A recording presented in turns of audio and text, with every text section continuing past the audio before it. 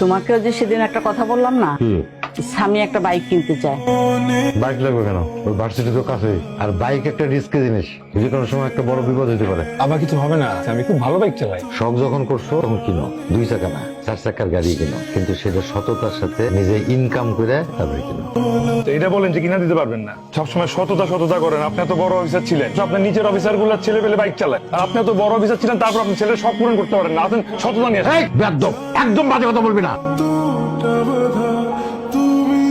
কিরে বাবা, কিছু না জানা হঠাৎ করে চলে আসলি? আরে গাড়ি কার?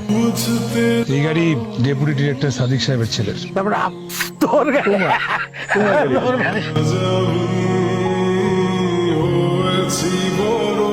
খুব সুন্দর হয়েছে রে।